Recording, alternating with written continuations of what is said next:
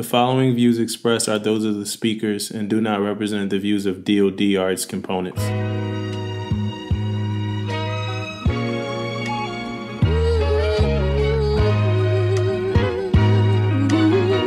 Pay attention, because you are now listening to Permission to Speak Freely.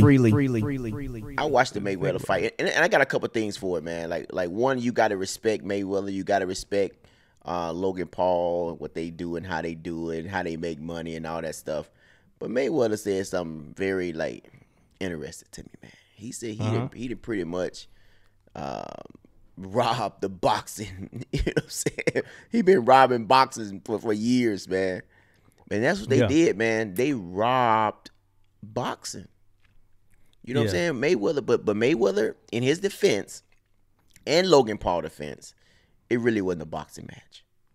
You know what I mean? He said he was out there to have fun, you know, and nobody's gonna win and all that type of stuff. So at the end of the day, man, that's what happened, man. They having fun, man. So they robbed boxing though. He probably made about $100 million. Yeah, I think he made like $120 off that fight. Did you watch it? Yeah, I watched it. Yeah, paid for it too. Yeah, paid for it. I ain't go over nobody's house. Screen. I paid for it. Yeah, I watched it on the big screen. But you know why I paid for it, man? Because I wanted Logan Paul to get knocked out. And guess what? Didn't happen. Yeah. I mean, when the last time Mayweather, is that a bear in the background on your camera? Yeah, man. On your portal thing, is that a bear? Yeah, man. Y'all check out the portal in the back, man. Check out the portal in the back, man. You might see some interesting pictures back there, man. Well, the Logan Paul Mayweather fight. Where'd you watch it, at the house? At the house, yeah. Actually, I watched it. Man, was somebody? Oh, my DJ, my son, youngest, had a birthday party, man. So later that night, people was over here a little bit later, so we just turned it on, man. I most definitely wasn't trying to pay for it, but people was over here and people started asking about it. I said, hey, go ahead. Did it ever cut out on you? Like you had to turn it back on? And no. I guess that's just my internet, the shitty internet we got here. I paid for it $50. Yeah, same thing. $50 fight. And yeah, man. I was watching it on the big screen downstairs, and it kept cutting off. You turn it on upstairs, it was cutting off upstairs too, but the connection was bad. But was you really expecting Mayweather to knock that dude out? Not really. But what I was expecting, some clean punches and clean, you know what I mean, boxing, you know, tutorial. You know what I mean? Really want to get him in a clinic type deal. But Mayweather ain't young no more and all that type of stuff. But I understand all that. But I was looking for a clinic though. You know what I mean? Yeah. Of course, Mayweather got some shots in, you know what I'm saying, or whatever. But I was most definitely looking for a boxing clinic. I was looking for him not to even get close to touching Mayweather. Mayweather just sticking him in. I wasn't looking for a knocker. He was too big. He was like, 20, 30 pounds heavier. But I was most definitely looking for a boxing clinic, though. Yeah, I wanted to see Floyd. I know how Floyd is, though. He's just a defensive fighter, so he'll let you do whatever you do till you get tired, and then he'll win the fight. He just look better than everybody he fights. But sometimes I want to see him do more to dominate, because he get a lot of hate. Yeah. You know, and it's weird to see somebody 50-0 get so much hate, but he get a lot of hate. A lot of people want to see him lose to people that it's no way that he could lose to. Like I remember when the Conor McGregor fight came up, it was people he's gonna lose. Like, it's no way. Like, no way. It's no way. Conor McGregor was like coming off a loss, wasn't he? Like coming off one or two losses. Like, he's not about. Conor McGregor came up though in that fight, boy. Yeah. Oh, money wise. Yeah, boy, he came up. It's a money play. I mean, I don't mind it. I don't mind the money plays. Make your money. All that. I think that's given good, like, kind of future for retired fighters and stuff like that. If you still want to get your money, I think Floyd's doing it in an okay way. It would be cool, I think, if it was actual fighters instead of just like a YouTuber he's fighting. He's not fighting like a proven fighter at all. He's just fighting a YouTuber. Good opportunity for Logan Paul, stuff like that. But I mean, we'll see what we get later. It's starting to be a lot more celebrities fighting and everything like that. Yeah, I see that craziness, man. My son trying to get me to buy something yesterday. Talk about I bought I saw the UFC fight yesterday, right? So he wanted me to buy these YouTubers versus TikTokers, whatever the case may be, man. I'm like, man, I ain't buying that. Yeah. I don't even know these guys, man. My kids know them. I don't know these guys. Yeah, that was. I only know because Lotto. You know who Lotto is? Big Lotto, the rapper. I only know because she performed. Lotto performed. She was trending on Twitter after that. She from Atlanta. Okay. She nice. Yeah, man. Lotto nice. But but Lamar Odom fought the night before, right? Oh man, I saw that. But I thought that was some old footage or something, man. That was new, man. Lamar Odom fought. What? Yeah. Oh, but yeah, he won too. Yeah, well, I mean, I heard that dude was putting hands on him though, man. He was fighting who? Was it Aaron Carter? Nick Carter's brother? Yeah, I think he was fighting. I think Lamar Odom was fighting Aaron Carter, Nick Carter's brother. Yeah, but Odom was taking some heat, but he knocked him out though. Lamar Odom supposed I think did he knock him out? He won, but I saw it was down. It was a TKO. Yeah, he was fighting Aaron Carter. Yeah, it was a TKO, a technical knockout. I think they stopped the fight. Yeah, I think they stopped it. Yeah. So I mean, what's been up, man, since the last time we talked? Yeah, man, I've been had some. My son graduated high school, man. So big shouts out to Mark. Yeah, congratulations. Yeah, man. But I tell you about this graduation, man. It's like spent a lot of money, of course. You know, we had some people come over and cater and cook. You know, cook the food and stuff live and all that type of stuff, right? Yeah. You know, steak, shrimp, all that good stuff, right? But as I'm sitting there, man, like that's when it kind of started hitting you, man. Like you had this little young man growing up, you know, from a young kid, man, to a grown man. You sit back and I'm watching him because I had him get up and, you know, thank everybody. Yeah. You know what I mean? Like doing this thing. So he gets up, you know, before everybody started eating, and he thanks everybody for, you know, coming into his graduation and all this stuff, right? So I gave him a heads up, of course, you know what I mean? So he can kind of like know what he was going to say.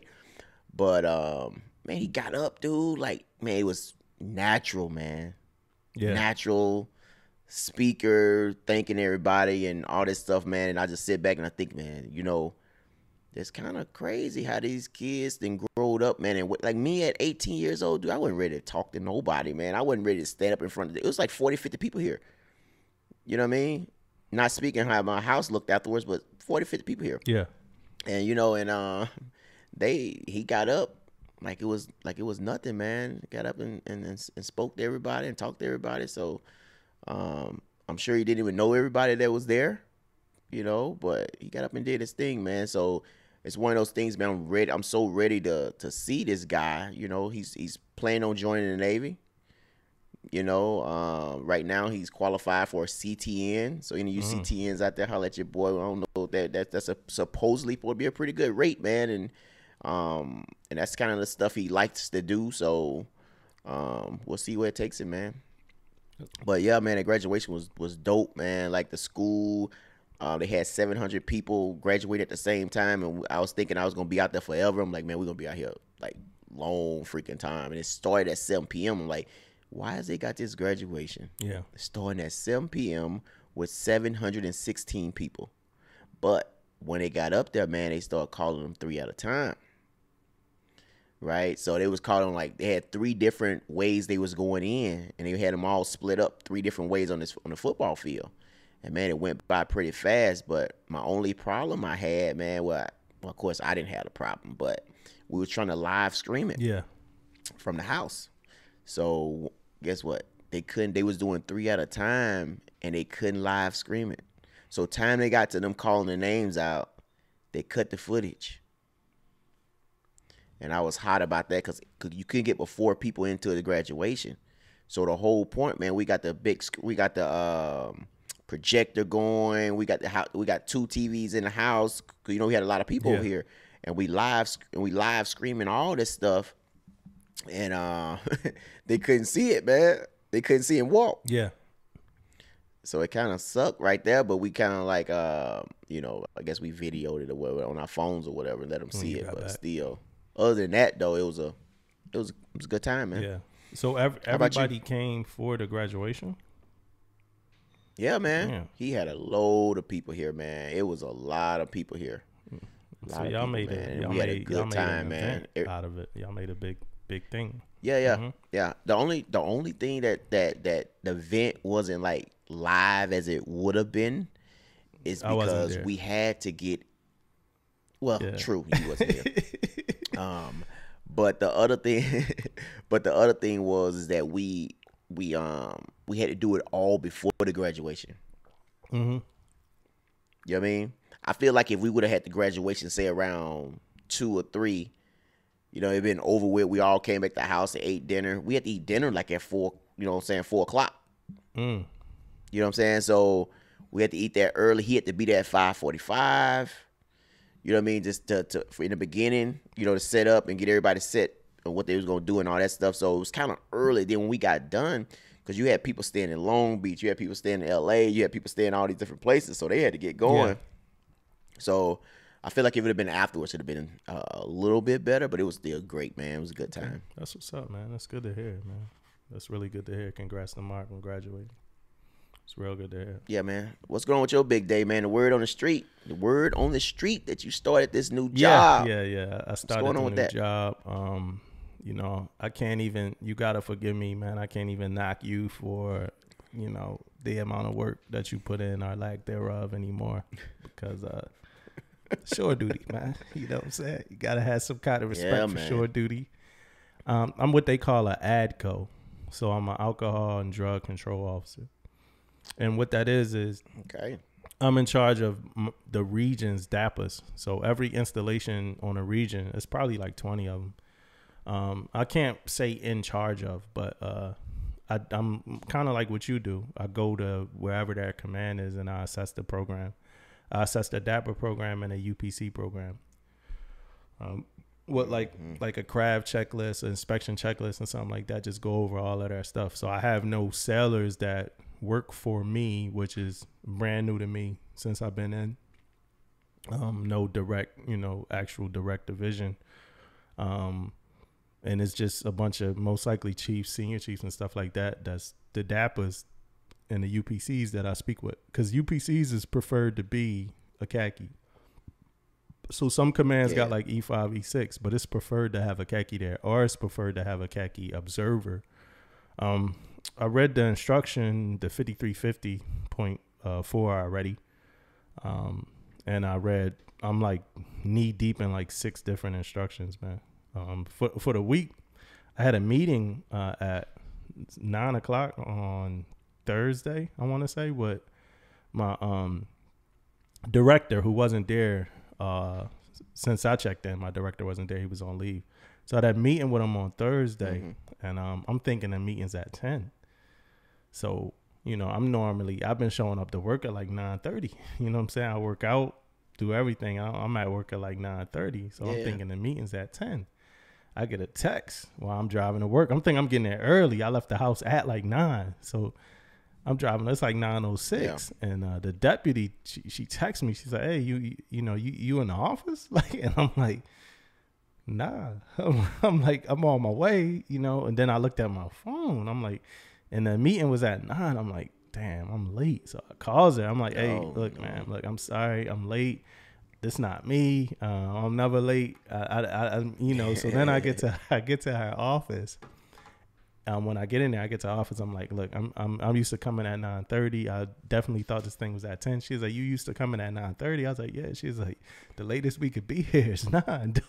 I'm like, "Well, I've been coming at 9:30 every single day." I'm like, "Well, I'm glad I know that." You know what I'm saying? But so I'm glad he showed up. So because when we did do the meeting, he was like, "Hey, how you doing? How's the check-in going?" And I'm like, "Do we have," he's like, "What's wrong, Chief?" I was like, "Do we have check-in sheets at this command?" And I had asked the question before, but I didn't really get an answer for it.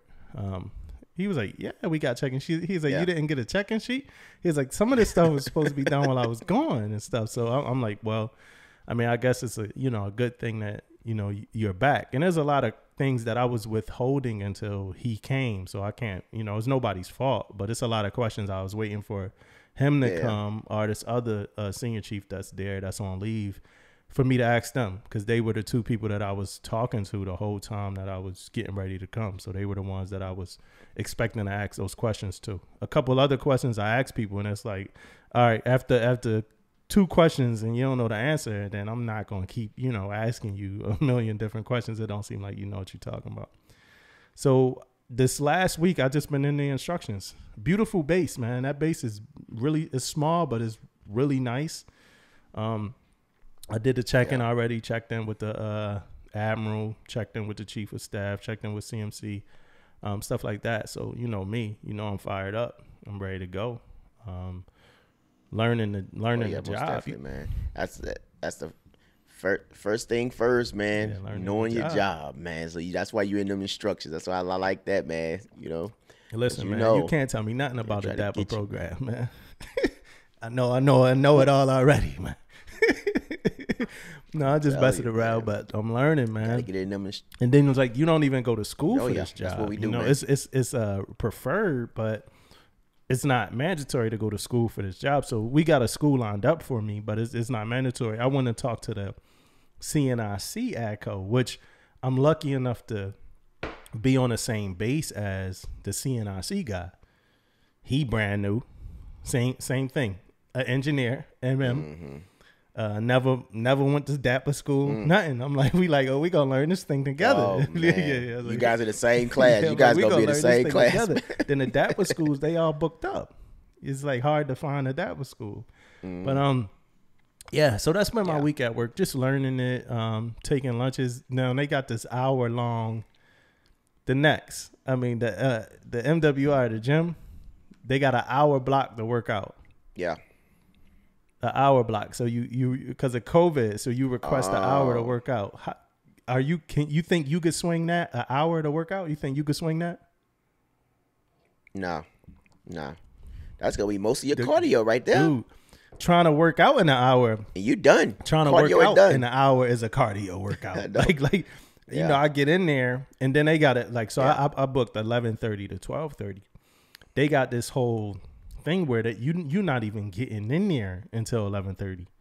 So like 11:30 hit and that alarm go off where they are to open the door. So they open the door at 11:30. So now, in my opinion, if we doing this, you shortchanging me, right? If you opening the door at 11:30, you shortchanging my workout. So they open the door at 11:30, then you go change and do whatever. So now I know just change in the office and shoot out there by like 11:25 because it's like a 5-minute walk. But so you go change, it's like 11:37. I'm like, man, I got less than an hour to work out. So I rushed the workout, sweating real hard, just trying to get it all done. I'm telling you, it's a workout in itself, trying to get in and out of the gym in 1 hour, man. It's crazy, man. And we don't even got to wear a mask on base. Yeah. Yeah, same with us, man. We ain't got to wear masks no more, man. But, yeah, that working out, trying to get in. The only thing I could do, I'm glad I got this my little gym thing at home now, man. So that helps me out a lot with the weight side of it. But most of what I do at work around that way is just it's cardio stuff. When do you work out at home? But, yeah, it's tough. When do you work out at home? Like what time? Well, I have to work out early or before I go to work because Ella like to work out with me, so we like to run or whatever we're gonna do. So she like to do it with me. So she gets up too early in the morning before she go to work, and we both have a little hangout time. Now, is it the same workout you would do alone? No. Well, it could be some of the same stuff, but it's not as intense because you know how the issue is like when my wife working out. Hey, don't be mad at me, baby. But when my wife working out, like say for example, she doing a squat, and she don't get down low enough, and now instead of me doing the other side of the superset that I do, I'm watching her now. I got to stop my superset and say, you got to get a little lower than that, you know. So I'm not as intense that I normally am when I'm by myself. Y'all do y'all, but I still own get a good workout workouts at the same time. Y'all just working out together. You doing a superset while she doing squats. Well, so because you're not doing squats with her. Yes. And she not doing a superset with you. No. Then my next set will be a squat. Yeah, my next set will be a squat. Then she'll be doing something else type deal. Cool. Yeah. Anything else from this week for you? Any thing outside of the graduations? Well, the I got in this little bit of I ain't gonna say an argument, man, or nothing like that, but we was just talking this week in the office, man, about these PHAs, man. You know, and I have no problem with, you know, PHAs. We know they have to be done before we do our PFA and stuff like that.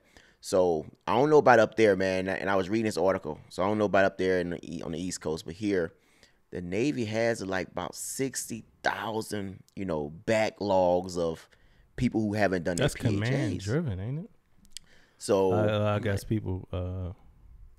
Well, not all commands, because some commands have to go. You have to go to medical for it, right? So they got these they say they're hiring contractors and all this stuff so they can get all these PHAs done. But it's like a wait list for PHAs, because you got to do all this stuff. Now, if you on a ship, it's kind of easy because they can do everything there for your PHA, but not, you know, when you on shore duty. It's a little bit different because everybody got to go to medical. So this guy gonna say, hey, well, if you don't do your PHA, you're going to fail, which I kind of understand. You have to have your PHA done, or you can't even put nothing in prems. You know what I mean? So I know that. You know what I mean? But to come out and say, hey, if you don't do your PHA, you're going to fail, when they got about 2-3 months of backlog, you know what I mean? Hold up. I'm trying to get this PHA done, and they ain't doing it. So it was just this big old thing. I mean, I understand. You know, I was a CFL before, so I understand the PHA side of it. But I feel like some should be fixed about this now.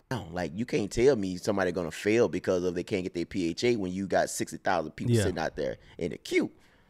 So I had this big old thing, man. I was just going back and forth with this guy about the PHA and the failure and all that stuff. Just the fact he said the word, "you gonna fail if you don't do it." I'm like, right, I ain't failing shit. You know what I mean? I know I can do my PFA. I can wake up in the morning and do the freaking PFA. You know what I mean? I ain't finna fail nothing. So we were going back and forth. It's kind of like I was just you know. But what if he was ready to throw hands though? Oh no, he wasn't ready to do all that. He was ready to throw hands. Like, all right, look, I'll do that much talking, you know, man. Boy, yeah. He would have gave me any kind of little move like that, man. There'd been some furniture moving up in there, man. Hey, so I do want to say that for any new listeners, you listen to Permission to Speak Freely. This is episode 11. Our goal was to just talk. You know, that was our goal when we decided to make a podcast, was just to talk about things that we would talk about if we were on watch, chilling, having a good time. I think being on watch in the Navy is probably one of the most transparent places that, you know, I could say I've ever been. And my last experience on my last ship, it was the most therapeutic place that I've been. You know, I could go a bunch of different places, do a bunch of different things on a ship, but it was watch where those people that I stand watch with, those people that like I expect to be protecting the ship and I expect to have my back if shit went down, that was where I got, you know, the most therapy, enlightenment, and everything else that enlightenment and everything else that I feel like came with being around people that you respect, trust, and have a certain degree of love for. So that's what introduced our podcast. That's where we started. Me and Damon would be standing watch and we would just be talking. And we always felt like, man, like what if we shared some of what we say to the masses? Some of that shit, you know, can't be shared to the masses because some of the stuff you talk about on watch is super crazy. Oh, definitely. But this is the best we could do right now. So this is Permission to Speak Freely, episode 11. If you've been listening to us, watching us on YouTube, We appreciate your patience. We appreciate your love. We appreciate your support.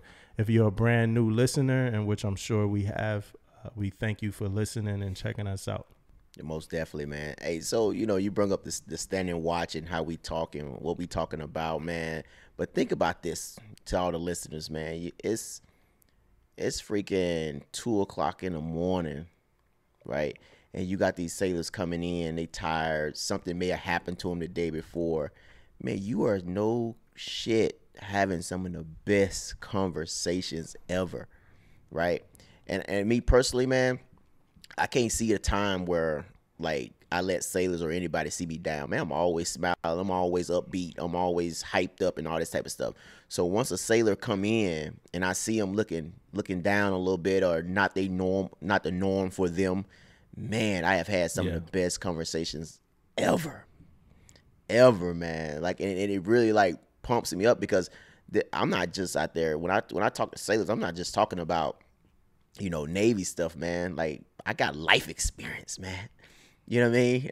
I'm in my 40s now, man. I got life experience. So talking to these young sailors, man, is like just like music to my ears, man. I love that shit. I mean, and we get into a time where where people say hello less, and so just being in there and on watch where we stand watch is CCS and making people say hi, messing with people, bothering them. I do that all the time. They coming in the gun deck yoke or something like that. And I'm like, hey, what's up? You know what I'm saying? You're not going to speak. It's a couple of us in here. You're not going to speak. And, we always get either a chuckle or somebody to say hi or whatever.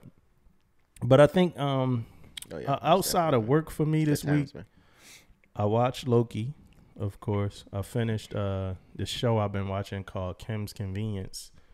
That was one of my favorite shows about a Korean family that worked at a convenience store, but it's canceled now. But it's 5 seasons. So I finished Kim's Convenience. I watched the last season on Netflix. It's a Canadian comedy. And then I watched a little bit of Loki. I think that was pretty much it. Outside of working towards some other stuff I got going on outside of work. Now, I know it's Pride Month, right? And I'm going to miss being in San Diego because we used to go out there. Don't tell me I forgot the name of the area already. What's the area right there by North Park? Hillcrest. So we used to go out Hillcrest, the Baja Betty's, and a couple other places and celebrate Pride Month with my homegirl Corinne and my boy. So we used to go out Hillcrest and have a really good time. Me, my wife Corinne, and my boy Omari. But I got to figure out where that happens at in D.C. And I know it happens in D.C., but I do want to do something one of these nights. We do have a great time. We do celebrate Pride, and we do have a great time with it. And I know with, this month and in recent time, the transgender policy in the Navy rolled back out. And it was this whole thing called gender dysphoria or whatever.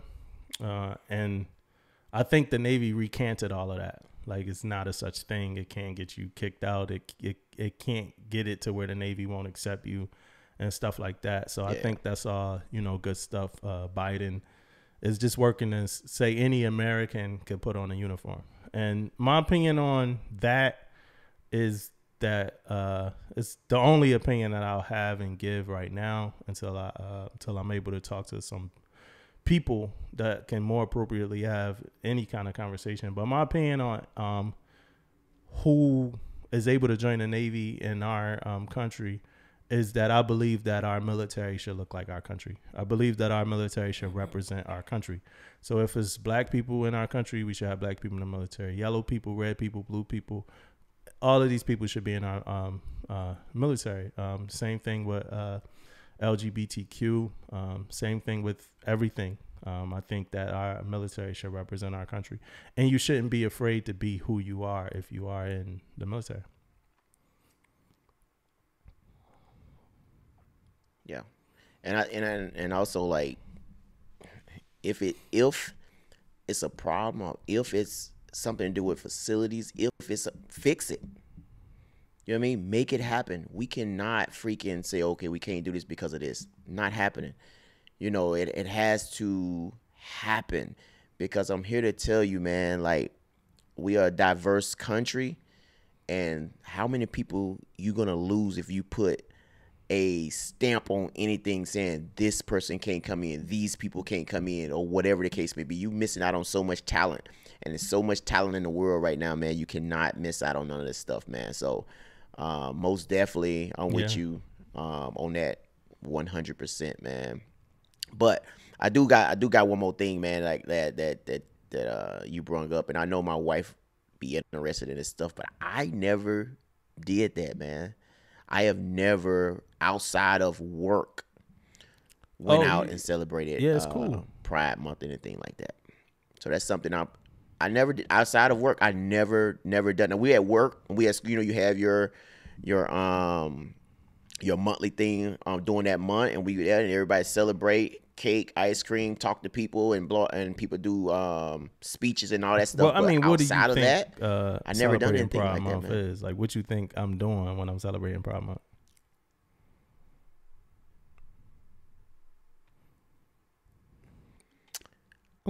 What you think I'm doing? Like, Man, don't get me started. Well, I think you going out there celebrating, celebrating them, celebrating what they doing, celebrate just like we go out the history, you know what I mean, of what they have accomplished and things like that. I'm assuming that's what it is. What we've done was we just go to Hillcrest, which is a known LGBTQ friendly community, and we just party. We just go party. We go drink and dance and have fun. Yeah. I normally just dance with my wife. My friends, them, they might go dance around with other people and stuff like that. But me and my wife just dance. We have fun, and we watch a community of people celebrate their rights and. So it's no. I never went so for it's that no part. history. So no, there's no only talking, go to just the having clubs fun and out just there. have fun. I just go to the clubs and drink with my Okay, wife. okay. And just be happy. Oh, I got you. Okay. So you just going out having a good time. You really ain't going out to celebrate. Yeah, but in party, but Pride, party is is like my form of celebrating. Don't you really saying, right? Pride, because it's the solidarity. In my opinion, it's like the solidarity. I'm out there, we having fun, we having a good time. We don't go party that much, so going out there and doing that is cool. You know, because somebody would say, well, you can always go to a gay club or something like that. I don't go out and party that. That's not my scene. But going out there and hanging out with them and just dancing and vibing and having a good time, smiling, laughing, and just being in that mix is always fun. It always feel like a celebration. That's good stuff, man. Of all of that. And it's during a month when they got the signs up and everything like that. It's always during that time. It's always a great time. And it's big shouts out to Pride Month. It's officially summer as well. And with summer, comes the Navy's famous 101 Days of Summer. Some of us might not know it as the 101 Days of Summer. We might know it as the Summer Stand Down. Right? So the Summer Safety Stand Down. Did you have yours already? Yeah, man. We had Admiral come out, talk to us about 15 minutes and ask some questions. I mean, pretty much wasn't anything about summer, but he came out and he talked to us, and very well spoken guy, man. Got to his points, and we carried on. Yeah, it wasn't too crazy. It wasn't drawn out a whole lot. Yeah, man, it was good though. How about you? Well, no, not yet. But seeing as how I work in the drug and alcohol program now, I would like to say just drink responsibly. You know what I'm saying? You having parties, if you doing anything like that, just make sure you drinking responsibly. You're not getting too drunk. You're not driving. You got an adequate amount of water. You got a designated driver. Like anything that got to do with being responsible with drinking, make sure you practicing that. I tell you what, man. Like, it's summertime or whatever, man. But this heat, it's crazy, man. It's crazy, man. It's hot in Cali? Well, it's hot during the daytime or whatever, man. But, man, it starts getting cool at night, man. It drops down almost 50, 57, 50. Yeah. What type of shit is that, man? You going from burning up all day to getting cold at night, man. Like I ain't got time for this shit, man. Yeah, that's normal, Cali. Yeah. It's crazy though. Yeah, It's too that's hot, normal. man. That's normal. I like that about Cali. Yeah. It's hot as hell out here. 24/7. Like 89 out here is like 89. 89 out here, like 89 At in night, Cali too? might be like 85. Yeah. It's still 89 at night. Oh. Still about 78 at night, man. Yeah, man. That sounds. It's hot as hell out here. Then we got the cicadas, man. The cicadas ain't leave yet, man. I was watching some on TV. What I was watching, I don't know if it was golf or something. This dude out there trying to hit the ball out there, man. He's full of those damn things, man. The cicada, Oh, right? yeah, I ain't got time for that, man. They big, man. They don't do much. You know, Yeah, they just land big on you and big, yeah. nasty looking. And when they touch you, they feel weird and they're loud. Yeah. You know, but outside of that, I mean, it's a harmless. But I saw one on a spider web today. I chuckled. That joint was trapped on the spider He about web. to get it. He about Yeah, to the get it. spider's chilling, and that's a lot of meat too. Oh, You yeah, know, he the about to spider get somewhere chilling, waiting to come back to that food. Mm-hmm. Yeah, So summertime, you know, LGBTQ. Another good thing that happened is a lot of ships came back from deployment. Yeah, man. I know that I heard the TR came back, man.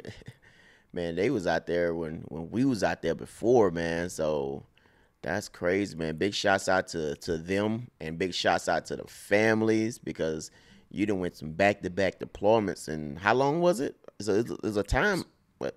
16 months. 16 months, Yeah, man. They done 16 two months. deployments, 2 long deployments too at that. So big shouts out to them, man. I know they went out there and did great things out there. So make sure you guys get back, decompress, take care of yourself, and all that stuff, man. Because mental is big. Yeah, shout out to our brothers and sisters in arms. And on the TR, they didn't only have deployments. They lost lives. They lost people that they respected. That was Captain Crozier ship. Yep. And all of that, right? Yep. So yeah, they lost a chief died, right? Yeah.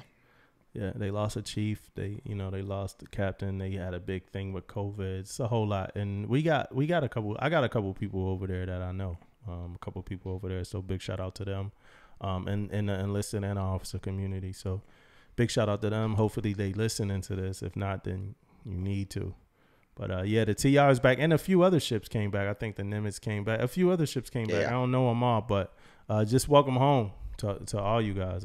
Welcome home. Come home. You coming home to a different place. You coming home to a more open place now because of COVID, stuff like that. So be careful. there's more people getting vaccine. There's more people getting vaccinated. I'm at the gym now. I don't gotta wear a mask when I run, so I'm not swallowing my sweat no more.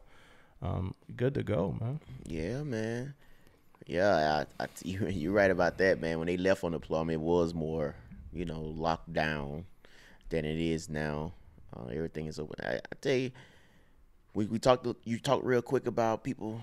More people getting vaccinated. You brought up a good point because now the word on the streets is it's going to make it mandatory.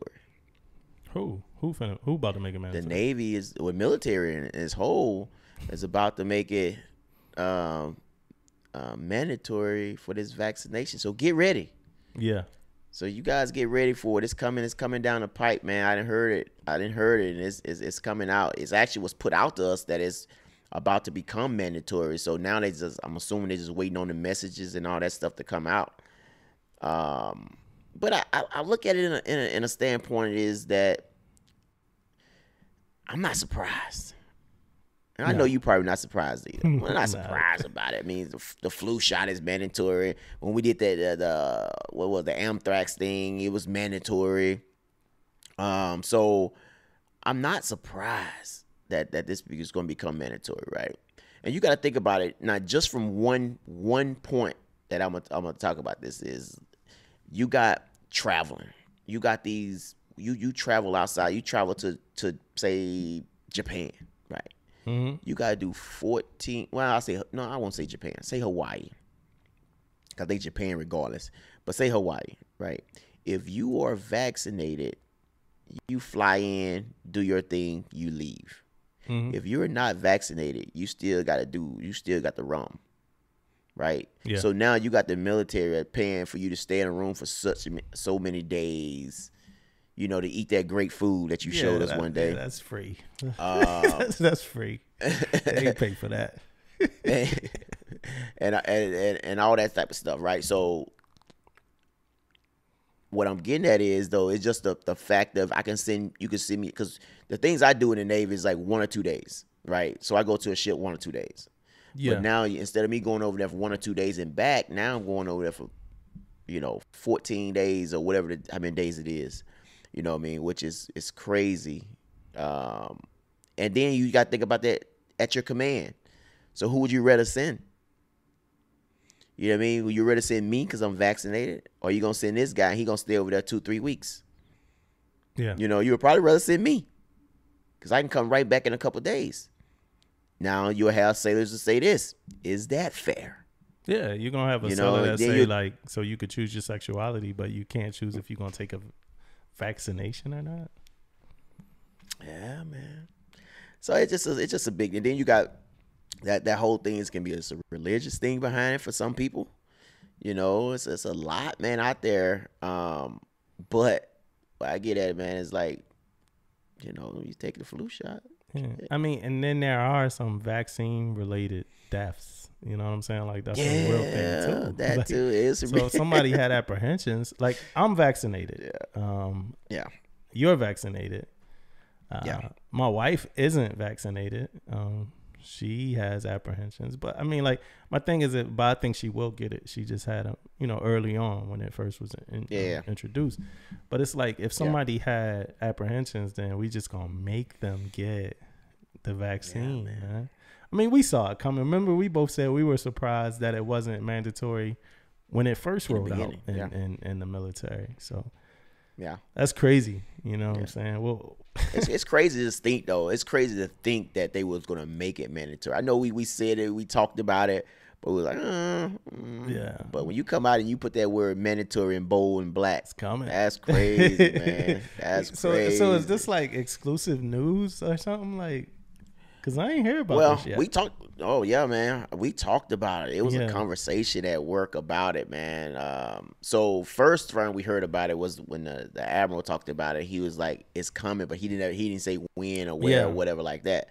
But then it came up again in one of my meetings I had, and I said, "Oh shit, it's probably about to roll out now." Then and then a threat come too, all that type of stuff. I'm sure gonna come out. And man, it's about to open back. Everything about to open back up, man. Yeah, it's time. You know what I mean? Let's go. Let's go. It's go time, man. I went in Walmart yesterday. Yeah. You used to have these lines. You go through certain doors. You got to do it. Ain't all done. That no more. You don't Nothing, even got your mask. Up however you want. Man. Yeah. I go places got a mask. now. You still gotta For real? I go places in now. Walmart. You still have a mask. I go places now, and I start seeing people without the mask. I go to somewhere like, "You don't got your mask?" They're like, "No, you ain't gotta have it." Man, snatch this mask off, man. I'm immunized. I'm done, man. I'm immunized. I'm done. Yeah, man. Hey, I've been vaccinated and I done had COVID. I'm done, son. I think I had it's COVID. Over. I'm done. I think I had it.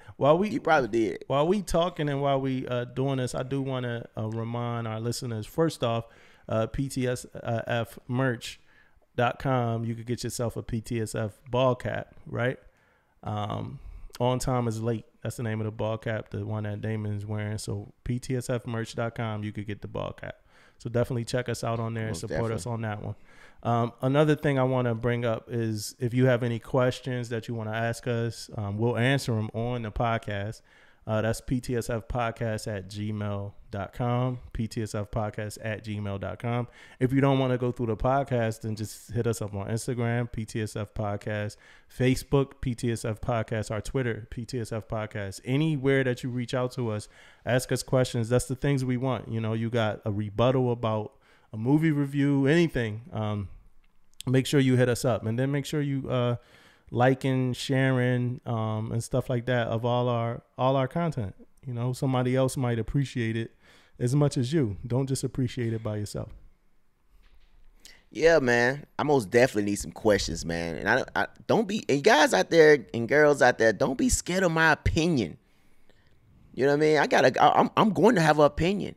So shoot me something and I'm gonna give you my opinion. Don't be scared. Yeah. Send us something, those questions and that interaction, that's what's going to help. In my opinion, that's what's going to help me build my confidence for us to do a live. Because we want to do a live. We could do a live podcast any day. But we want to make sure we got people listening and people involved asking questions, and we want to have some fun with it. Most definitely, man. And if you guys don't know, I'm very opinionated, so don't come at me with that bullshit. I'm going to give you a real answer. Hey, so a real answer, here's a real question. I got 2 real questions for you. My first real question is this. Okay. What's your take on, so somebody posted this on Facebook and I thought it was funny. What's your take on the chip readers at the Next, man? Like, why are we still swiping, man? When we going to be able to just insert our card?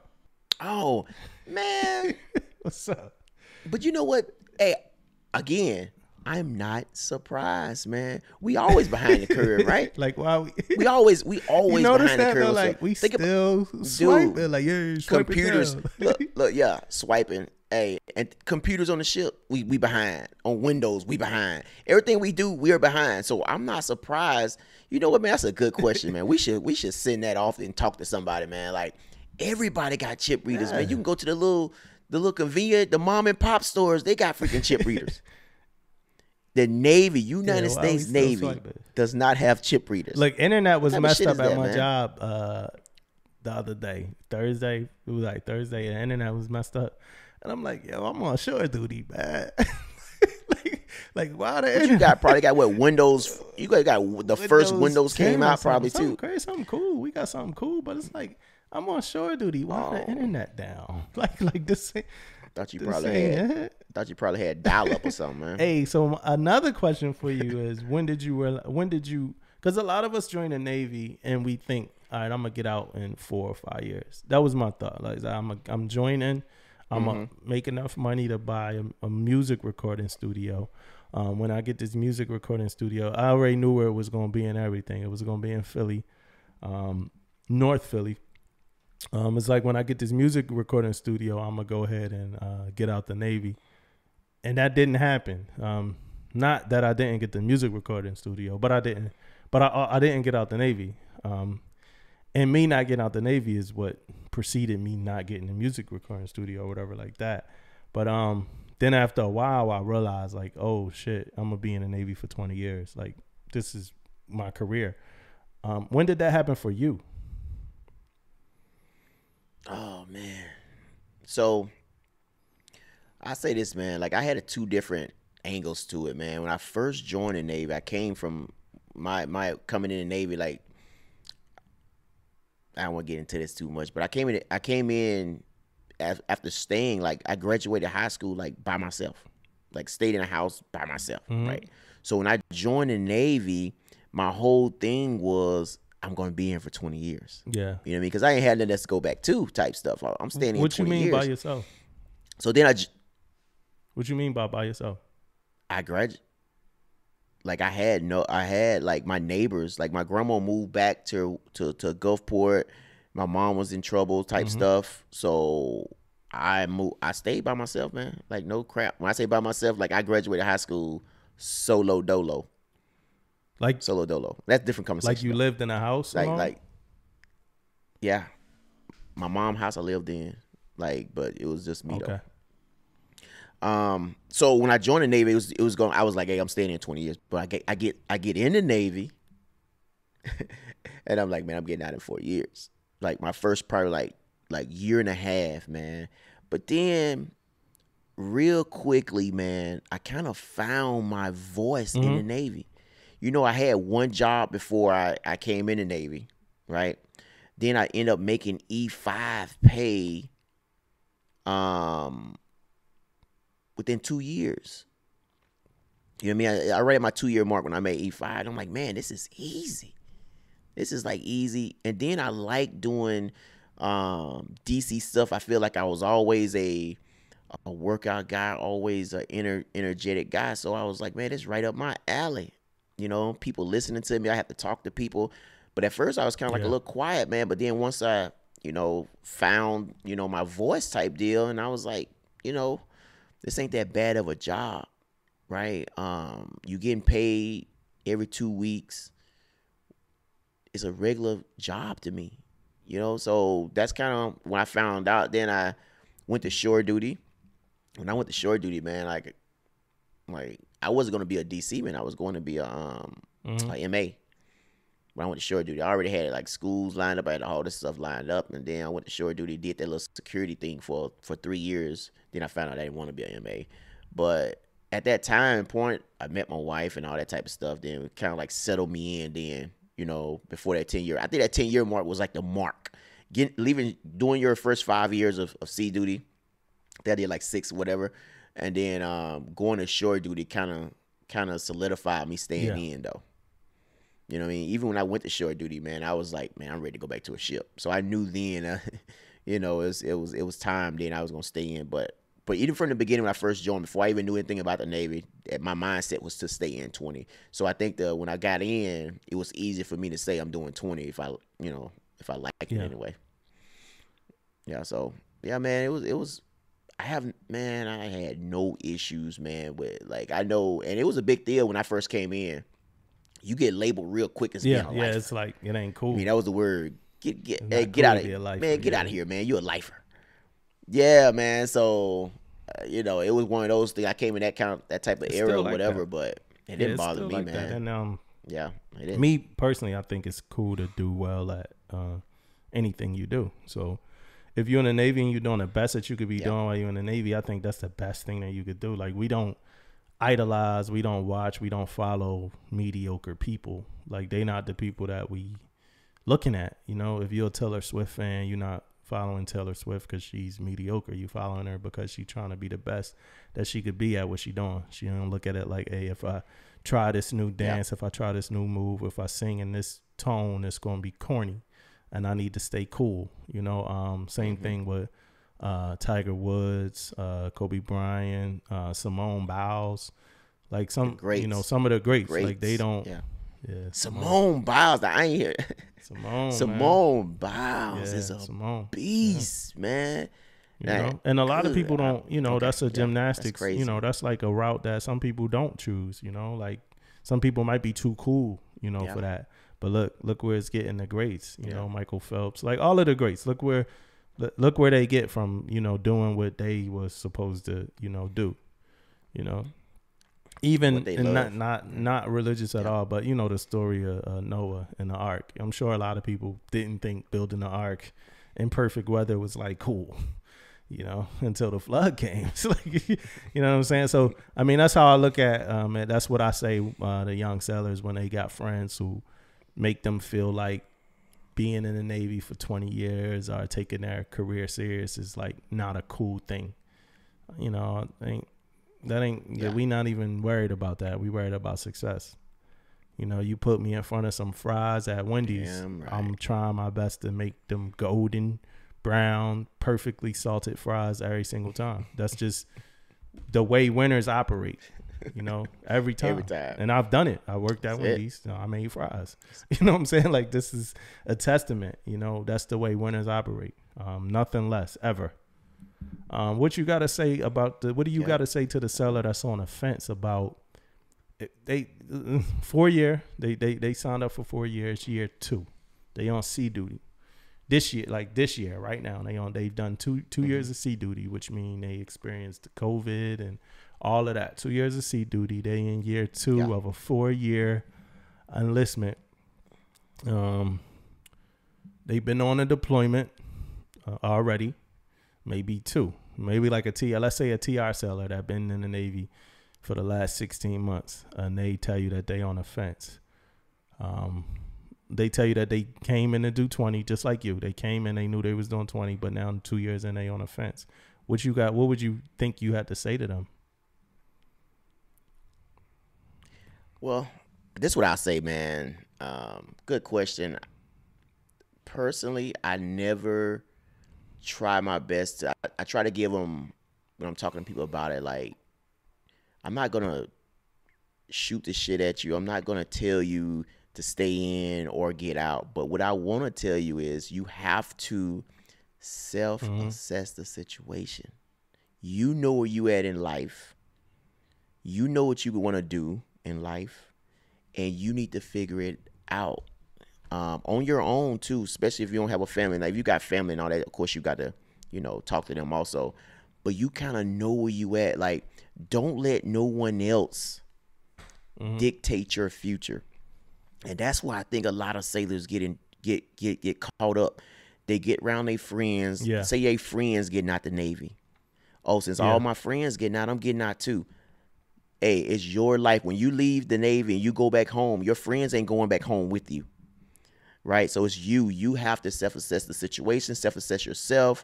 You know what the Navy has done for you. If it's bad, get out. If it was good and you want to stay in, stay in. But you have to make that decision. And then I'm going to tell you, think about yourself in 4 years. You done 4 years in the Navy. Where would you be at if you was at home in 4 years? You got to think about all that stuff. That's why I said self-assess the situation, self-assess yourself, and make the right decision for you and hopefully your family or whoever you got with you. But the Navy ain't for everybody. So it ain't for everybody, so I don't push it on everybody because I know it's not for everybody. Was getting admin SEP, not for the best reasons, but just admin SEP. And the seller was telling me as they were talking to other sellers, and sellers like, you lucky, you getting out, boom, boom. And the seller's like, I don't want to get out really. like I don't want to get out though. You know what I'm saying? I hear what y'all saying, but I don't want to get out. And I'm like, well, what do you, what's your assessment on these people you're associating yourself? Because these are the people you've been associating yourself with before the admin SEP, started. This is your core. This is who they say, what they say, if you hang around millionaires, eventually you're going to become a millionaire. If you hang around broke people, eventually you're going to become broke. Oh yeah. And that's when I feel the same way in the Navy. If you want success and you want to be challenged and you want to compete, hang around people that's going to challenge you, that are successful and not our competitors. I always felt like I stayed with a good crowd, a crowd of like-minded, people, but we were all competitive. Like, being good at work was a part of what the goal was. We did stuff outside of work. We had fun. We partied. We did everything that, young people do between their 20s and 30s. You know what I'm saying? But at work, we competed. Like, that was what we did. Yeah. You could still be cool and compete and still be successful. Most definitely, man. I talk the same way, man. Like, I tell them guys, it was my peers when we came up together, man. Like, I'm finna win this Sailor the Court over you, man. You know that, right? You know what I mean? We talk like that. I didn't win all the time, but we talk like that, man. We was always competitive. We always push each other, man. Even I got friends that got out, man. And that's a good, successful also. You know what I mean? They got out, successful, did their thing, man. But when they was in, we was all positive there too, though. But one thing about it though, I try to not talk negative about things. Even I try to look at the positive of things that may not, worked out my way or whatever. I still try to look at the positive side of it. My friends that I hang out with, they probably won't be my friends if they can't handle my, the positivity, because I'm always talking positive stuff. So a lot of times, man, you want them to have a friend that you thought was going to be your friends because of the way you act and the way you carry yourself. And I look at it like, good riddance, man. Like, you ain't gonna be my friend anyway if you trying to be negative. You want to go down, it's like this path that I don't want to go. Cool. And that's why when we were talking on our last, oh, by the way, when I was asking like, hey, you ever heard somebody, talk about a senior person, whether it be a chief officer, and when the answer is yes, it's like, hey, who says something? You know what I'm saying? And because sometimes that negativity could be contagious, and sometimes that positivity could be like really, really weird, like you're on an island by yourself. And that's why you gotta stay around like-minded individuals, so you never gotta feel like that. I never hung around people that had a false sense of reality as far as what was good and what wasn't good. Everybody I knew know that success is good, and that was the cool thing for me, was to inspire that in junior sellers that come. I'm from Philly. We didn't have much, you know what I'm saying? So the cool thing for me was to inspire that in sellers like me, who came from places like DC, Philly, different places in Atlanta, places in Chicago, Detroit, who didn't have much, who never grew up with much. All they really had was like a will to work and a will to win, and like to be able to see a successful person in the Navy that's like them, that grew up like them, that talk like them, walk like them, listen to the same music as them. I always thought that was cooler than like being a failure or being a mediocre. You know, I always thought like showing people from places like I'm from, like, hey, we could do all of this. We could win this all. We could get this all every single time. It is a blueprint, you know. I always thought that was the coolest thing that, you know, I could do. And if you know, I got 6 years left, but if I am leaving a legacy, that's the legacy that I know I'm leaving, is that. And I see it spread out. I got sellers all over the, you know, world now that I know that I had some sort of impact on, and I never had to switch up. Yep. You know what I'm saying? Yep. That's a good feeling too. Good feeling right there. Speaking on switching up. Good stuff. What about Jonathan Pentland, who said he had COVID, who said he was dying of COVID when the mob of people was outside his house? Well, Jonathan Pentland, for those who don't know who he is, you could go Google him. You know, you go check him out on YouTube. But he was in the neighborhood, a young, I think a black boy, DeAndre, black man, actually he's 21. I think he got caught up in the neighborhood. He got pushed around a little bit. His phone smacked out his hand. But Jonathan Pentland is an Army sergeant. The reason why I'm talking about him right now, because the news just came out that his trial date is postponed. He been sequestered in a military hotel, not able to see his family. And he faces 30 days in jail and a $500 fine if he's found guilty. So they are trying to get that trial, you know, finished and over with. But we talked about extremism within the ranks. We talk about like different points of views that different sellers have. Now I'm gonna break this down in a real simple format. The kid, like, let's break it down in real simple format. Like, I'm gonna take the race issue out of it. The kids in the neighborhood, he don't recognize the kid, right? That was his justification. So you put yourself in those shoes. It's a kid in your neighborhood that you don't recognize. First, it seemed like he had a couple too, right? Yeah. All right. So you see a kid in your neighborhood you don't recognize. What's your move? Nothing. In my neighborhood right now, right. Kid walk through, I'm outside. I'm speaking. Hey, how you doing? And keep it moving. I don't. Yeah. And that's it. Right. That's it. Keep it moving. I don't. But I'm gonna let you go ahead and finish your point. 'Cause I know you was taking it somewhere, but. Okay. I ain't got no point. I mean, is that a sense of entitlement? Is that a sense of entitlement to feel like you are the person that has to stop somebody in your neighborhood? This is kind of how how I looked at it, right? And I'm looking at it from a long lens, from a long ways away, right? But I'm looking in on this. One, not only was he in the neighborhood, seemed like his wife was encouraging a lot of it too, right? Because she was in the video, she was in the background, she was like doing a whole lot of talking. So I think that was urging this guy Marine to freaking do something that he probably wouldn't have did if he had been sober, right? No, because wifey so that was another thing about it, but I just don't know how it got to that though. You know what I mean? That was my whole point of view. You're right, taking the race side of it. How it get to you don't belong in this neighborhood type deal. I don't understand that. Like, why am I'm in your business? I'd be like, get out my business, man. Like, I'm not, if you're not taking that from me, you're not bothering anybody. Why am I even talking to you besides speaking? I'm not finna stop you.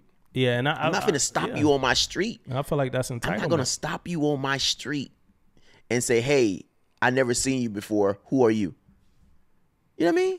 That's not me. And I just don't know. And I stay in the kind of the same type of neighborhood where you got neighbors all on side of me. I'm in a gated community and I'm in all that stuff. But ain't no way I would be stopping a kid or stopping a grown man or whoever and say, what are you doing here? I can't see.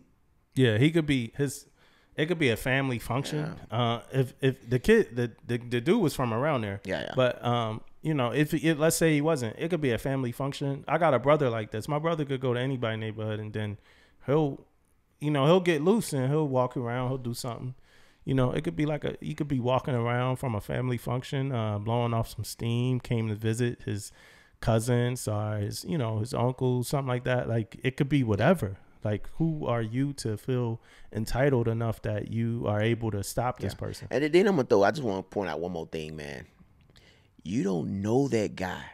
You don't know what that guy been through when you stopped him and tell him he don't need to be in his neighborhood.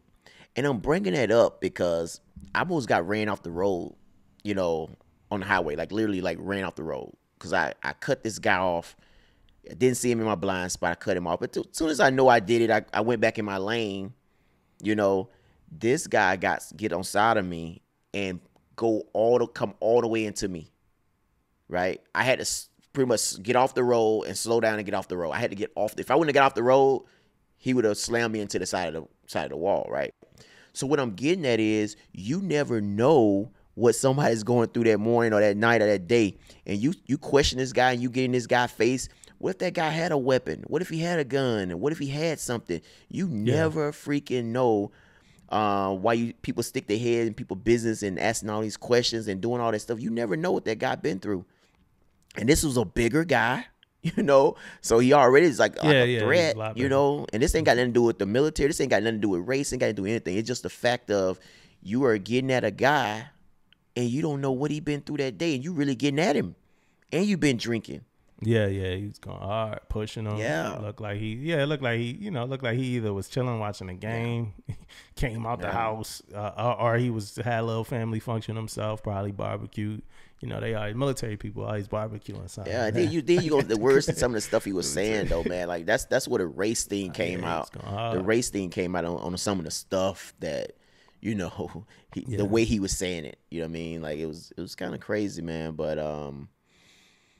yeah, man. Yeah, like he was an authority. Yeah. Like you he was like the police of the neighborhood or something. I don't know, man. Yeah, like who are you? Another thing that we got going on though is recent is I've been seeing pictures of multiple pictures of sailors in like uniform, like just in certain items of the uniform, but not wearing it right out in public. Yeah. Hey, what you got? Hey, I'm gonna tell you this, man. Like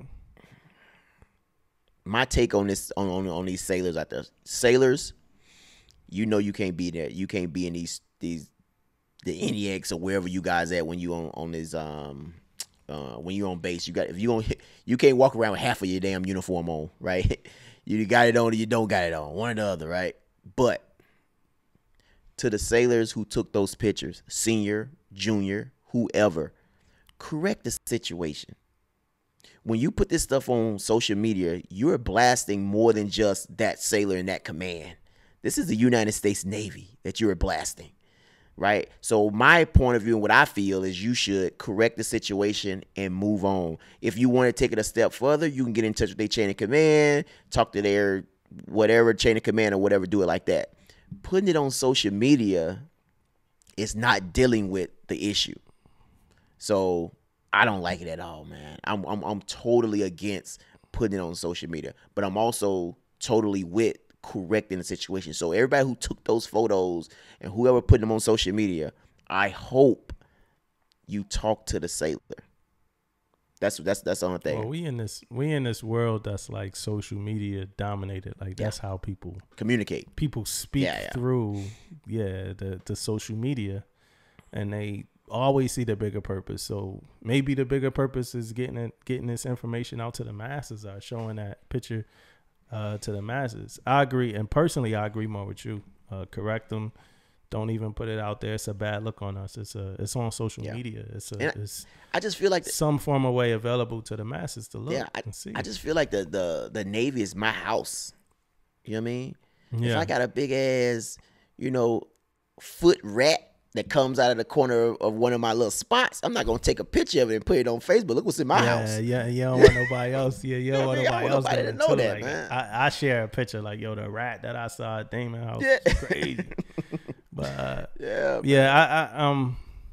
I saw a few pictures. I mean, it's simple. Like some of this stuff to me is like simple. Like We know we know our uniform policy. Yeah. I remember somebody told me he corrected somebody in a barbershop. I was joking him, this was a while ago, so I was clowning him like, hey man, you pulled him up. We both was like first class at E6s. I'm like, you pulled him up by his collar in the barbershop, man. He's like, yeah, I definitely pulled him up by his collar. And I'm like, man, that's crazy, Man. But sometimes you got to do that. Either like pull somebody, to the side or catch them, like, hey, you're not supposed to be doing that. That's not, the way we supposed to be moving. What you represent. I tell you what, man, I respect people who correct their own peers, man. I respect that more. I was about to bring that up. I respect that so much more, man. Because I'm walking around as a senior chief. It's easy for me to go out there and talk to young sailors. Hey, you ain't got this right. You got to do this the right way, blah, blah. It's easy for me to do that. But peer to peer, it ain't that easy, man. It's not. It's not that easy. Look, I was about to bring that up, man. Like, on this point is I normally have less issues with the sailor that's in violation than I have with the person that's standing next to the sailor that's in violation and not saying nothing. Like, yo, all right, you did this, but you didn't say nothing, and that's what's messed. And I ain't even talking about that uniform situation. I'm even talking about when the COVID mask and all of that stuff was like mandatory, and I would see a sailor without the mask on, and I got to correct. I'm like, why I got to correct? You're with them. You know what I'm saying? Why are you not like, yo, Chief and I'm going to come up. Like, yo, just put your mask on. Any way you could say it. Like, yo, correct them. That's the thing. Any way you could. With your friends, you could talk different to them, man. Hey, man, you better put that mask on. You about to get all of us in trouble for that shit. You know what I mean? That's how I talk to them. I ain't got to be like, hey, man, get your shit. I ain't got to talk to them like that. Just be like, hey, man, you finna get all of us in trouble, man. Can you get that mask up, man? You know what I mean? You see Chief right there. You finna come holler at us. You know what I mean? Or some shit like that. Whatever you got to do. You're right. Whatever you got to do. To get your point across. It's that cool, uncool thing again. Yeah. Like, it's not uncool to just tell somebody like, yo, man, we got to wear these masks. Like, it's just a part of it. Yeah. We can't wear our earrings out, here or this here on this installation. It's just a part of the rules, Hey, man, you got to take that thing out your nose, right? Like, it's all of that's just a part of, like, the rule. And it shouldn't get to, like, a chief, a khaki, somebody, doing anything as far as the corrective action for that. Yeah. I think my last thing that was on my mind, I know you still have some stuff on your mind, but my last thing on my mind was the new recently put out footage about the aliens, man. And I know we talked about them before. I'm gonna be honest. I believe it's life on other planets, right? But they got the Navy footage, and I think it was kind of cool because one of our ships that we were both on was in the video. Like, so the footage was from a different ship, but that ship was in communication with our ship, and it was a time that we were on the ship, and they saw this unidentified flying object, and it did some maneuvers that like you've never seen a ship do before, but they were talking to our ship, and I thought that was, and then somebody asked somebody from our ship who was on there at the time if they remember that day, and the person from our ship that we know, because it's Chief, was like, yeah, I remember that day. It was crazy. That ship was doing some crazy, it was it was some unidentified aerial vehicle, and I don't know if you saw the video, but it like did some crazy maneuvers in the air, and then it just submerged into the water, like one shot or whatever, something that like you've never seen. And they talked to, I think James Corden or whoever was talking to Obama about it, and Obama, he didn't confirm nor deny extraterrestrial life, but that made more people think it's a thing. I think that some people think it's different countries testing different air units and unmanned vehicles. But the possibility that it's life on other planets and that they come visit here is starting to be more of a popular opinion and more in the forefront in our media than ever before. So I just wanted to revisit our conversation on aliens. Yeah, well, this is my take on it, man. And I'm neutral, right? Do I think it is? Maybe. Not, maybe. But this is what I do know. And this is my only take on it, man. We have too much technology not to find out. Right. You know what I mean? That's my only take, man. I feel like if we see something going a Mach speed or whatever, guess what, man? We got something up there that can go holler at it, man. Yeah, but did you see what we were looking at it with? Like, did you see like what the Navy was looking at it with though? Yeah, I have to most definitely take a look at it, man, because I'm most definitely interested in it. I'm gonna most definitely take a look. But yeah, I can't say yeah, we man, were I just looking feel at like it with the best technology, man. like we I know, probably had I'm not the surprised. step Again, below I'm the not night surprised vision, about that. the night vision. It looked yeah, wild, man. Yeah, I'm not surprised that we It looked looked like at it World with a War freaking pair of One. binoculars. It looked like World War One technology, man. Yeah, a pair of binoculars, man. That's what we looked at it with. Yeah, probably. it looked like World War One technology, man. Oh my goodness, man! But it's all over the internet. That's my whole thing with stuff with aliens and stuff, man. I feel like we got the technology. If we wanted to know something, we should have we either found out or we just ain't telling nobody, or I don't know. Yeah. But I feel like we should know or not. Yeah. You know? I think that's the case. I think people know and they just ain't communicating. Yeah. Much. But I mean, I think it's I think it'd be real selfish to think in this vast existence that we in, that the Earth is the only planet that has life. Like, it's a million other planets, man. Yeah, a million other galaxies. That's like true. The Earth is the only place That's true, man. people live on. So I mean, that's just my opinion on that, though. But I think that was like all my points that I had. Yeah, man. I do got this one thing, man. That I know you starting this new, dapper job, and you going to work every day. You're not doing too much, but I want to know if you heard about this. You heard about this story, man, about this guy, man, petty officer, Eric Eckert. He was doing some trafficking, man, of some like steroids and stuff, man. And he got caught up, man. So, I guess he had some anabolic, cause it was an anabolic steroids conspiracy going on. They caught the head guy. Yeah. But I'm assuming the head guy snitched him out. Probably. I'm assuming that's what happened to him. Yeah. But yeah, man, he getting caught up for like trafficking and giving it to military and all type of stuff. It was like a group of them. Yeah. But I know since you in that field, man, now that's something that you may be part of or interested in. I know you can't talk too much about that side of it, but that's an interesting thing, man. That we're talking about distribution of steroids. What was he buying Navy, with it? Man. What was he buying with his money? Yeah. Oh, smart. Very smart guy, man. He was buying luxury cars, jewelry, all type of stuff, man. That's like what, 101? Yeah, right. Like 101. Don't go out and buy this type of stuff. Yeah. He's buying that's that what he was going out there alpaca, buying. Yeah, man. Luxury cars, jewelry, all type of stuff, man. He even had a horse. Yeah. You know what I mean? Alpaca. Yeah, man. I'm sure. Yeah. Oh, yeah. You Yeah, man. that, So, man.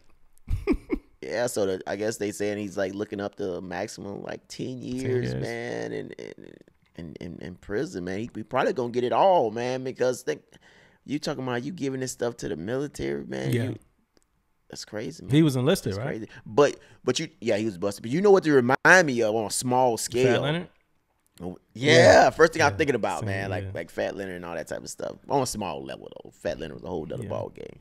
But yeah, man, it's crazy how that stuff worked, man. Like people have the know-how or the want. I ain't gonna say the know-how, the want to go out there and know you committing a crime. You know you in the Navy. You know what I mean? That's crazy to me, right there, man. Yeah, and I was talked to about a drug ring recently at my job, and I'm in that geographical area, and I'm wondering if that is in any relation to that. But it's crazy. It's definitely harder in the military if you are somebody that's dependent on drug. That's why the Navy they're not letting you in if you are drug dependent and stuff like that. And then when you get out, you normally get like a admin SEP. You know what I'm saying? You'll get an admin SEP, and then you'll be able to go to treatment, on your way out. Yeah. But what he was doing was called drug trafficking, most likely. Yeah. And Yeah, it's a zero. It's zero tolerance for any of that. And we know that. I do think a lot of the instruction needs to be reiterated. I don't think people really understand all of the differences that when it comes to drug paraphernalia, drug trafficking. If you are known to have a dependency on drugs, if you use drugs and didn't have a dependency on drugs, if the Navy could prove that you didn't intentionally use drugs, I think people do need to be reiterated on all of that. But I don't think this guy did. I think he knew exactly what he was doing. He was buying luxury cars, anabolic steroids. He was distributing, and that's what, trying to get people like more muscles or something. It's crazy. What they Wolverines or something? I don't know. What was they? What was they they? doing? Like for getting ready for freaking the Mr. Olympics or something. I don't know what they got going on, man. Hey, he coming down. I don't know. It's DC, crazy. man. He just putting all the fires out, man. Like, I don't really. Just walk around the ship all night. Just walk around the ship. Just walk. Where the fires at? Like, might start a couple of them and put them out. You know what I mean? Extreme, man. Yeah, I don't know what that even, like, what's the point? You know what I'm saying? Like, yeah, I don't know why would you be doing some shit like that. It is a little bit extreme when it comes to doing all that stuff and trying to. I mean, I just don't know, man. Like, I just don't. Sometimes I look at situations, don't understand how, what people's thinking. You got to factor in that. You got to factor in the thought that it's a major chance that you're gonna get caught. Like, you have to factor that in. Like, yo, we could get caught. What happens when we get caught? I told somebody this. I think we might have talked about it before, but we had a seller, was drunk, peed somewhere that you're not supposed to pee. It wasn't a urinal. It wasn't a commode. Mm-hmm. You know what I'm saying? It didn't have a drain, no water flowing through it. It was a place that when you pee, the pee stays there, until somebody get it up. And I told the seller, I said, hey, that shit was probably super cool to you when you was drunk and that was happening. Dope. Like, yo, he don't care. He reckless. He just peeing. Like, I'm like, but after that moment when you standing here in front of the Chiefs and you about to go talk to the XO, the CO and all that, and it's a chance that you could lose your career over the whole incident. I'm like, how cool is it now? Like, nobody thinks you cool for peeing and like a public place. Like, nobody thinks like it's not going around a ship. Like, yeah, that dude's cool as hell. Like, no, you got caught and you don't look cool anymore. It's the same thing with the steroids. Like, it don't sound cool to me. Like, now, it might have been when it was happening. Dude might have been the man. Like, yo, if you need anabolic steroids, go hit up such and such. Boy, like, I'm going. Now you got caught. Going to hit Big E up. Big now E. You got caught. And me, I always want to preserve that. Like, how do I, like, maybe with some growth, things have changed, but I always want to preserve how am I going to look if I'm not in a room and they talking about me? Like, how is my situation going to look? And I'll never want to get caught up in this. And I know I have been, but I try my best not to get caught up in a situation where if somebody's communicating about it, it just don't look cool. And anabolic steroids, to get luxury cars, it just don't look cool. It seemed kind of lame. Luxury cars, it seemed kind of lame, man. Good to go.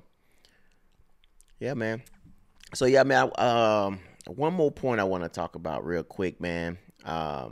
Is these damn so we know the evals coming up, and I thought about this, man, and before I wanted to have a conversation about it, and I was like, when I was younger, when I was a young chief, and I was like, man, almost time for these evals to come out. I might have to do a little bit more work here and there, blah, blah, blah. I got to put some on this eval, right?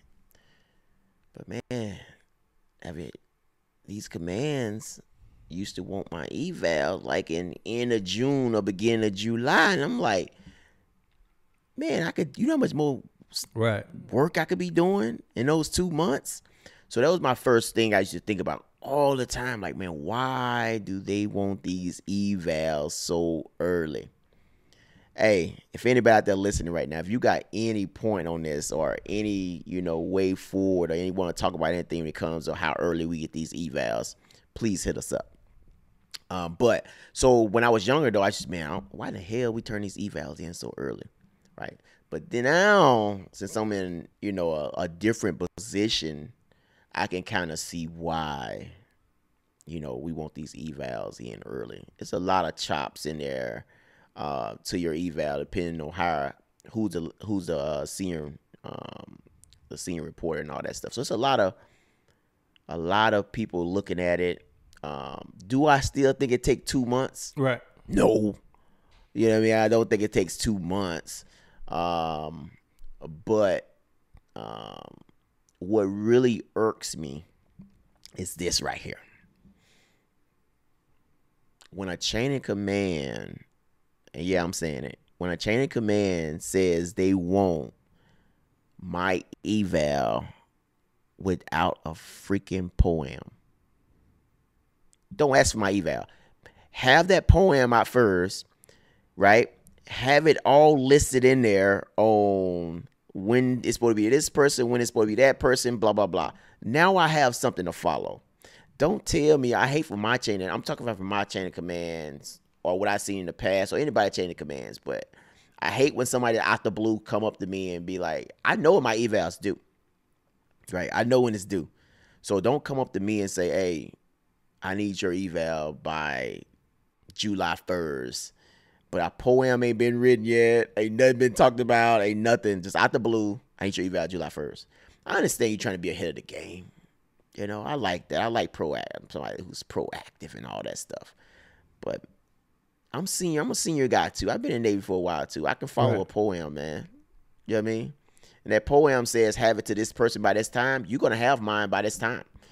But I don't like when they ask for all this stuff, man. And we don't have no poem or anything to follow. You know what I mean? Because you can't even finish your eval without the poem. Tell you the truth. So that's my take on it. What's your take on it? What you think? Kind of the latch on what you said. I don't like anybody asking me for anything that I didn't know that they were going to ask me for. Or telling me anything that I didn't know. Yeah. Like, oh, you ain't know we do this at this? No, I didn't. Nobody, y'all didn't tell me. So that's that point on that. Yeah. The evals, I know enough now, and a junior seller might be a little disappointed in this. Yeah. But I know enough now to know that your eval could be changed even after you get debriefed. So your eval could be changed even after you get debriefed. My last eval, 2 evals ago, I had to change it after I got debriefed. We didn't have my air warfare on it. When I was getting debriefed, I looked at the captain. I said, hey, I got to put my air warfare. He's like, you want it? He's like, all right. He's like, we not routing this without that. So we changed it and came back. The reason why I say that is because when I used to get told I had to do evals like 3 to 4 months before they were due, I'm like, well, what about everything that I'm going to be able to do within these next 3 to 4 months? And they, and I'm like, well, I'm shortchanging myself if I give you this eval this early. Your eval can always be changed up until after you get debriefed, up until they're about to mail it out. Yeah. Now, the only issue with that, though, is this. The ranking boards and stuff like that, if those things are happening in the midst of or before you do attain these quals and stuff like that, then that's a problem.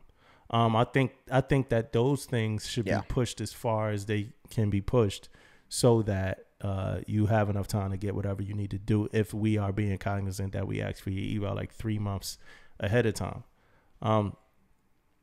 Another thing about that is I think that every eval should be turned in with a brag sheet. If not a brag sheet, some type of PowerPoint, some type of chart thing that kind of black and white lists your accomplishments. And I think that brag sheets need to run throughout the year. I think every individual sailor in the Navy needs to maintain a running brag sheet. I used to call it, that with my sailors. Maintain a running brag sheet. Nobody is going to think about or know everything you did come eval time. Not your LPO, not your LCPO, not your DLCPO, and not the department head. It's up to you to have that control over your career. Write down every single thing you did, even no matter how small it is, and then have all of that stuff to present when you chop your eval. And it's never too early to start chopping. Man, that's a good point, man. And I'm gonna tell you why it's a good point. And I was just talking about due dates. I wasn't gonna get into all this, but the point you just made, man, was like, for junior sailors, don't put your don't let me be the person that comes up with your brag sheet for you. Right. So what I'm saying by this, because I'm gonna take, if you're a first class, I'm gonna take your stuff into a board, and I'm gonna get in there and I'm gonna stand up and I'm gonna say, this sailor did X, Y, and Z. Right. Have that ready for me. Don't let me make it up, because I might miss something. I might miss something that you did, and I have seen that a lot of times where I have to come up. I have to look at your eval and come up with your stuff for you. Right. Then I'm missing stuff. Then after I done this board. Now you tell me, oh, you didn't talk about this. Yeah. So you're right, though. I always want a brag sheet.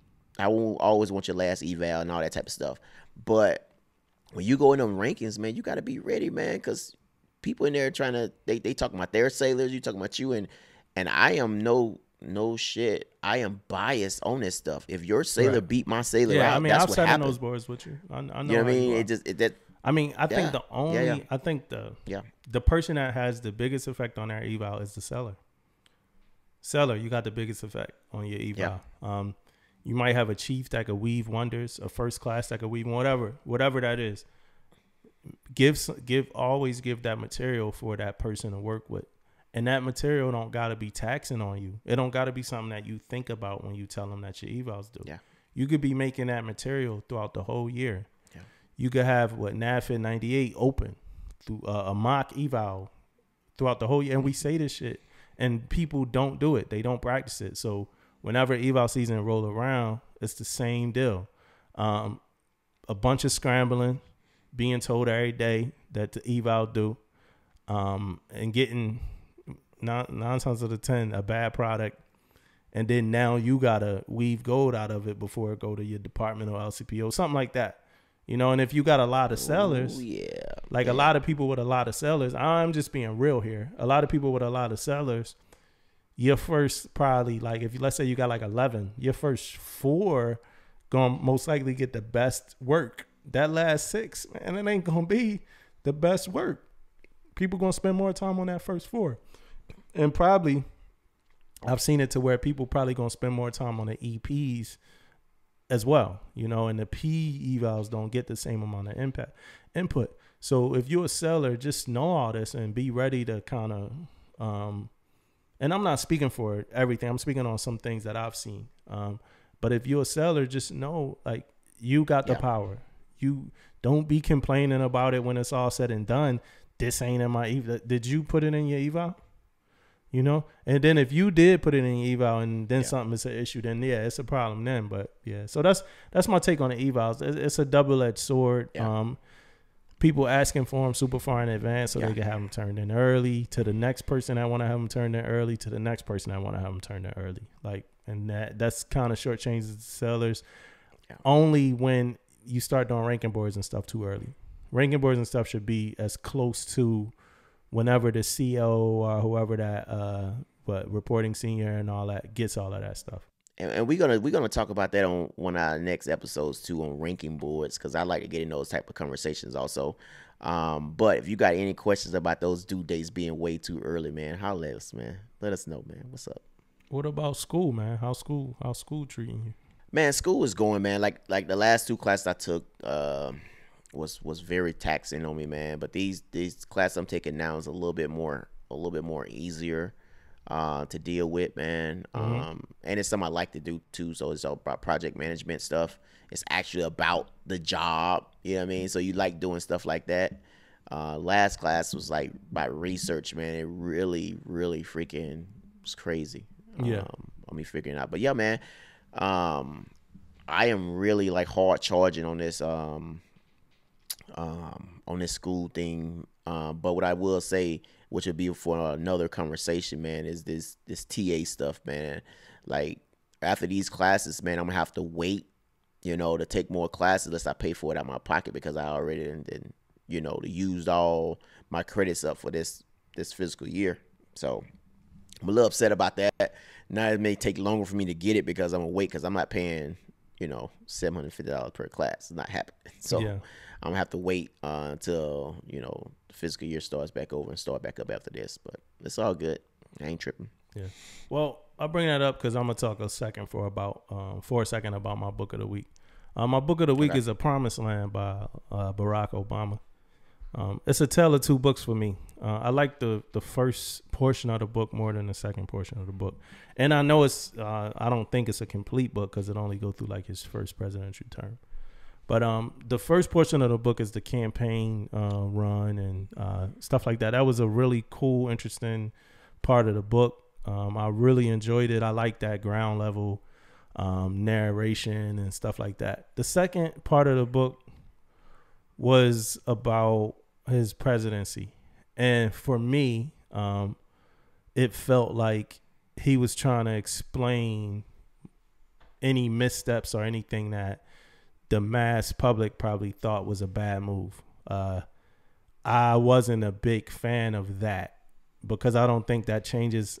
First of all, some people that just don't support you, they're not going to get your book anyway.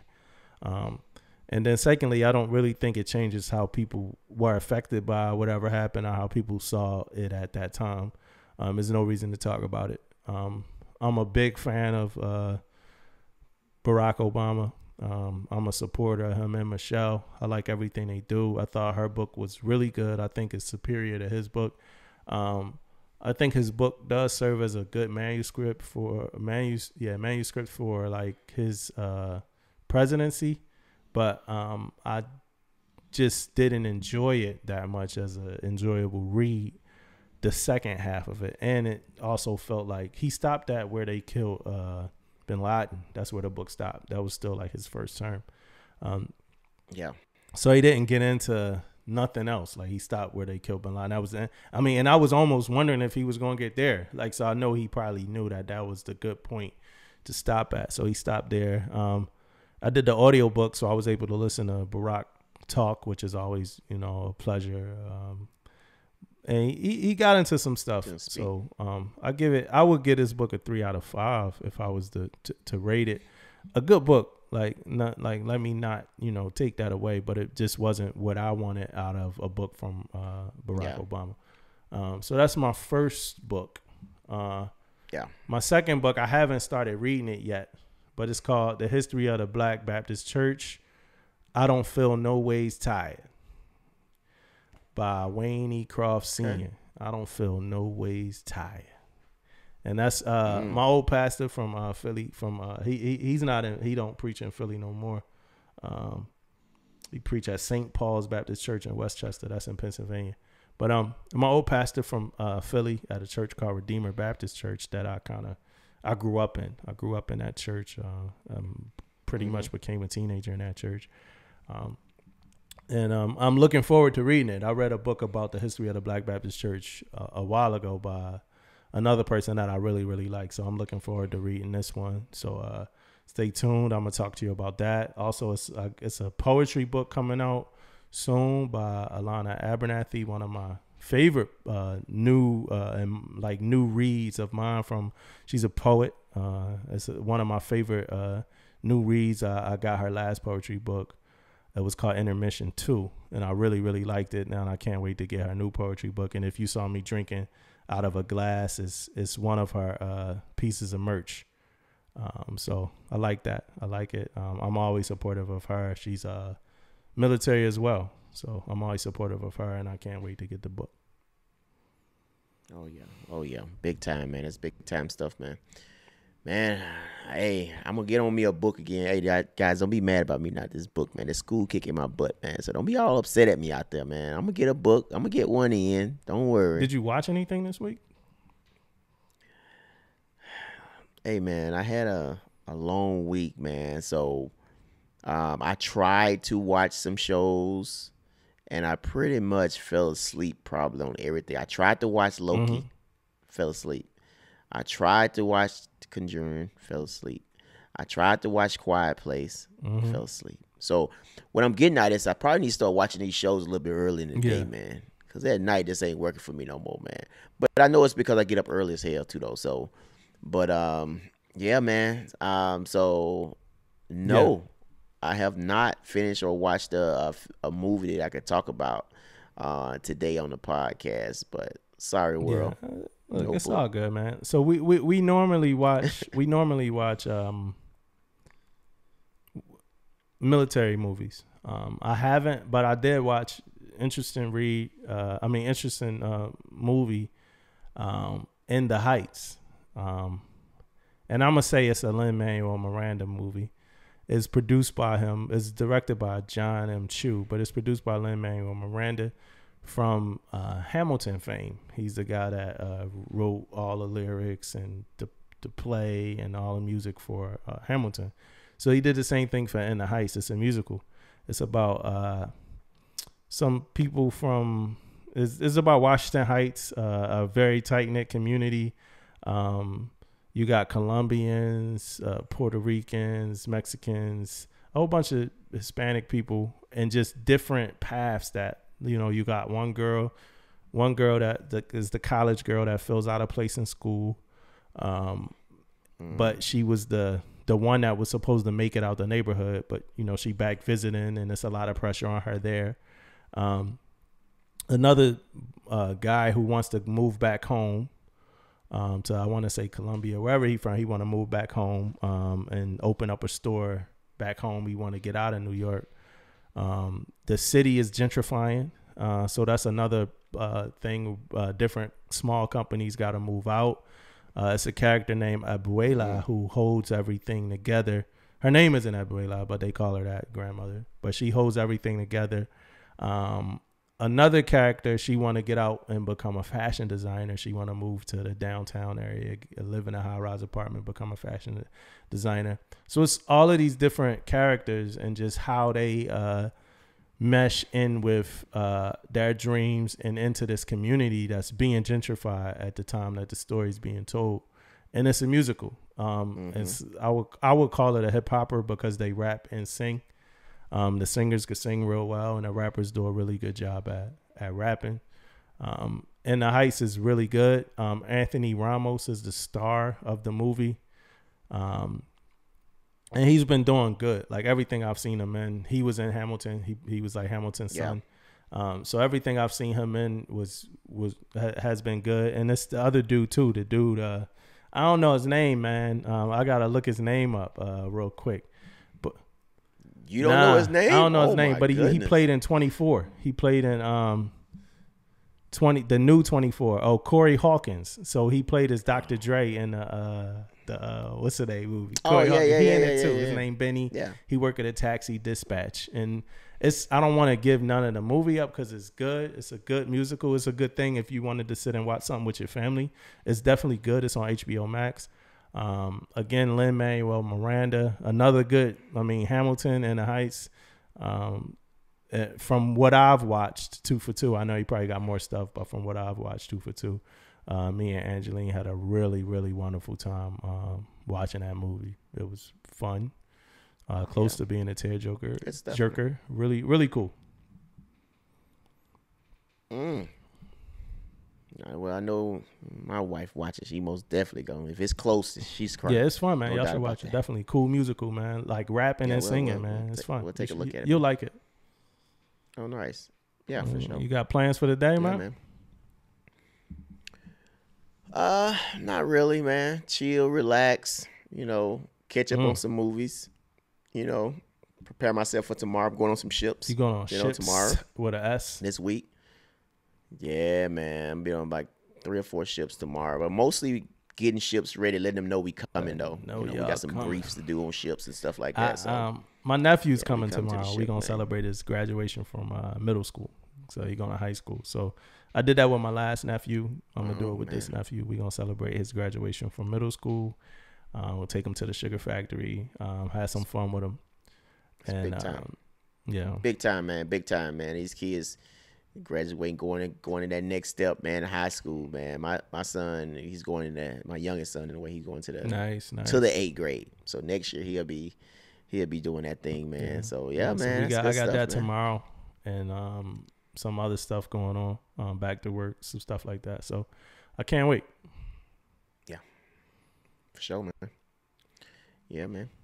Well, that's all I got for the day, man. What else? What else? Yeah, what else? that's We it, good. We good, man. It was a good show.